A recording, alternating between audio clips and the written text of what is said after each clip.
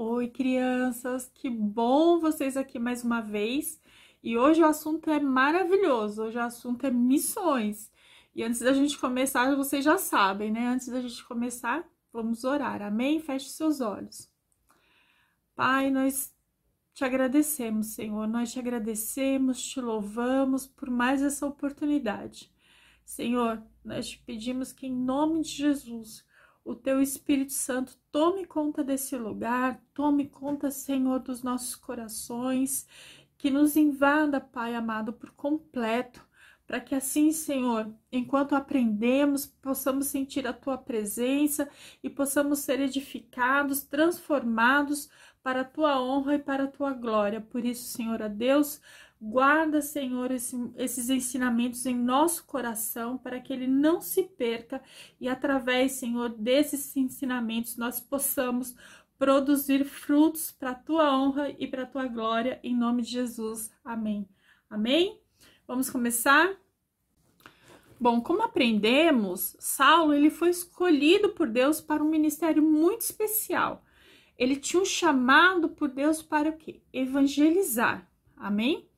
Então, até hoje é assim. O missionário ele sente o chamado de Deus para evangelizar em certo lugar. Esse chamado ele pode acontecer no momento em que ele ouve a notícia de um país durante uma pregação, por exemplo, de missões. Então pode acontecer que você aí tá na sua casa e de repente você vê a notícia que um país, uma cidade, um estado tem uma dificuldade, tem um país em guerra, um país com fome, um país um estado sem água, e de repente aquilo toca no seu coração de uma forma que você tem a certeza absoluta que você pode fazer a diferença nesse lugar. Você não sabe como ainda, mas você já começa a pensar em meios de como ajudar, de como fazer a diferença, de como no meu futuro eu quero ir para tal lugar porque eu posso ajudar com isso, entendem? Aquilo já começa a queimar assim no coração, certo? E vocês sabiam que há muitos missionários que sentem o chamado de Deus ainda quando são crianças? Isso mesmo.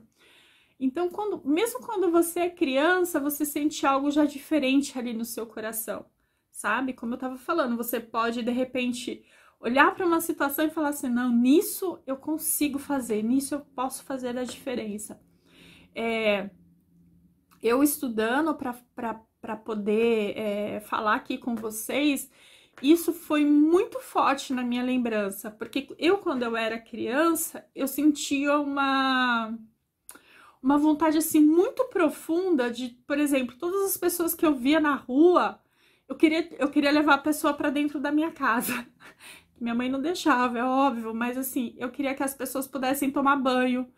Eu não me conformava de ver as pessoas sujas, eu não sabia por quê, era criança, não entendia, mas eu não sabia porque uma pessoa, talvez você ainda não entenda quais condições, né, a gente não entende quais condições levaram uma pessoa a morar na rua, ou porque ela está com fome, mas essa questão das pessoas morarem na rua e sentirem fome, sentirem frio, era algo assim que desde criança me tocava assim profundamente. Eu ficava pensando naquilo durante muito tempo, e eu tenho uma lembrança muito forte disso, de pegar roupas minhas, assim, quando eu era criança, e separar para deixar para uma criança que era da mesma idade que eu, mas ela não tinha, de pegar, tinha um lugar onde fazia sopa, que as pessoas pegavam sopa, e minha mãe não gostava que eu fosse lá, mas eu ia buscar sopa para dividir para as outras pessoas, não para levar para minha casa. E eu lembro que eu tinha 9, 10 anos quando eu fazia isso. Então, assim, é algo que Deus já colocou no meu coração, né? Ali quando criança. Essa questão de querer cuidar de quem tá desabrigado, de quem tá na rua, de quem tá com fome, de quem tá com frio. É algo que a gente sente mesmo, né? Então, assim, comigo foi assim, com você, de repente, você pode... Eu tenho conhecidos, assim, que assistiram uma matéria na televisão falando sobre as crianças na África, e agora eles são missionários na África. Então, assim, Deus toca, né? Deus toca onde Ele quer, Ele pode te usar para transformar a vida de outras pessoas. E assim como ele fez com o apóstolo Paulo. Ele tinha chamado, Deus tocou ele e transformou a vida dele. Então, quando Saulo, né, ainda não era Paulo, quando Saulo se encontrou com os outros discípulos em Jerusalém, muitos não acreditavam que ele havia se convertido de verdade, né? Porque ele era um matador, vocês se lembram, né? Ele matava os cristãos. Então era difícil acreditar.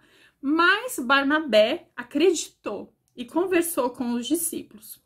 Assim, Saulo ficou com eles por alguns dias, depois voltou para sua cidade e permaneceu lá, pregando o evangelho.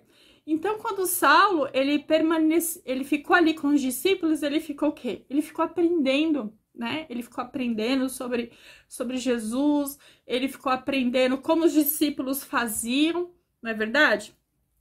E aí, depois de um tempo, Barnabé foi procurar Saulo e convidou ele para ir a Antioquia. Barnabé, ele não se esqueceu do seu amigo Saulo. Ele sabia que o Senhor tinha uma grande missão para a vida de Saulo. Bom, que ótimo exemplo, né, de Barnabé, porque ele convidava, né, o amigo para estar com ele. E você? Você tem convidado seus amigos, por exemplo, para assistir esse vídeo, para estar na igreja junto com você, para aprender, né? Porque o que nós estamos fazendo aqui nesse momento? Nós estamos aprendendo, né? Se a gente quer falar, ser discípulo e quer falar como Jesus e quer seguir os caminhos do Senhor, o que a gente deve fazer? Nós devemos primeiro aprender, né? Para não falar também coisas que a gente não sabe. Então a gente tem que aprender primeiro. E foi isso que Paulo fez, ele foi aprender. Então Barnabé convidava ele e fazia o quê? Ia lá, ia junto, né? E lá eles foram para onde? Antioquia, né? Em Antioquia eles ficaram aproximadamente um ano, ensinando a palavra de Deus para muita gente. Saulo e Barnabé foram separados para o serviço missionário. Glória a Deus por isso, né? Então, e você, né? As pessoas sabem que você é de Jesus? Porque quando nós somos separados, as pessoas elas têm que saber primeiro que a gente é de Jesus, amém? Na escola, os amigos sabem que você é um cristão? Pensem aí, viu? Todas essas perguntas vocês sabem que depois na aula presencial a gente vai fazer também, tá bom? Então já vai pensando aí. Bom, ser cristão significa seguir a Cristo. E isso se dá quando o nosso coração e as nossas atitudes agradam a Deus. Por exemplo, mostramos que somos cristãos, que acreditamos que Jesus é o Filho de Deus, quando não brigamos com os amigos, quando fazemos todos os deveres da escola e quando obedecemos aos nossos pais. Então é isso mesmo, se você por acaso aí não está fazendo a sua lição, não está obedecendo, está causando aí briga, confusão, é o quê? Não está sendo um bom cristão. Então vamos vigiar, né, irmãozinho, irmãzinha? Vamos vigiar se nós estamos sendo bons cristãos, porque senão nós não podemos dizer que seguimos a Cristo, né? E aí as pessoas vão que, aquele ali fala de Jesus, mas tá ali, ó, criando confusão, criando briga com o coleguinha. Não dá. E aí, cadê o nosso testemunho, né? Tá obedecendo, aí a mãe fala, ajuda nisso, o pai ajuda naquilo, obedece, você nem aí vira as costas. E a Bíblia já ensina, né? Honra teu pai e honra tua mãe. E aí, tá sendo um bom cristão? Né? A gente tem que prestar muita atenção nisso e pedir, se a gente tá tendo dificuldade com essas coisas, a gente tem que orar e pedir para Deus nos ajudar, não é verdade? Porque a gente quer ser um bom cristão, né? Bom, de Antioquia, Saulo e Barnabé foram até Chipre. E foi uma viagem, assim, muito abençoada, pois as pessoas entregaram a vida a Jesus. Quem se lembra de alguma dessas pessoas que entregaram a vida para Jesus na viagem de Paulo a Chipre? Lembraram? Bom, vou falar aqui, né? Isso mesmo. Sérgio Paulo, o governador daquele lugar. Saulo falava de Jesus todas as pessoas, sem escolher se eles eram ricos ou mais pobres, ou mais amigos ou inimigos. Não importava quem era a pessoa. O importante para ele era pregar o evangelho para todo mundo. E assim a gente deve fazer também, né, gente? A gente não deve olhar. Uma vez, uma criança, um tempinho atrás, falou assim para mim: mas tia, não dá para falar com aquela pessoa. Aquela pessoa é irritante. Mas assim, já pensou? Se Jesus olhasse para nós e visse em nós as nossas falhas e falasse assim: não vou ajudar esse daí não, né? Então, assim, se a gente deve fazer como Jesus, a gente não deve olhar para as pessoas e procurar qualidades ou defeitos e achar que ela merece ou não. Não. Isso aí não cabe a nós. O que cabe a nós é espalhar a mensagem de Jesus para todas as pessoas, tá? Então, muitos judeus não queriam saber da pregação do evangelho. Então, Saulo e Barnabé disseram que a salvação seria pregada também a todos os povos do mundo, que eram chamados gentios pelos judeus. Foi nessa época que Saulo passou a ser conhecido pelo nome de Paulo, e assim ele é conhecido até hoje. Paulo e Barnabé pregaram a vários povos gentios e muitos receberam Jesus. Bom, vocês sabiam que até hoje existem muitos povos que nunca ouviram falar de Jesus? Infelizmente, mas existem ainda. Muita gente ainda não ouviu falar de Jesus. Tem muitos lugares distantes, né? Lugares, por exemplo, onde a cultura e a religião são muito diferentes e aquele país se recusa. Por exemplo, eles não deixam os cristãos entrarem lá. Então, tem tudo isso ainda que existe no mundo de hoje. Há também muitos missionários que vão a esses outros lugares. Parte da missão é pregar o evangelho. Devemos orar pelos missionários e ajudá-los em nossas ofertas, certo? Muitos missionários passam a vida deles longe da casa deles, longe da família. Por quê?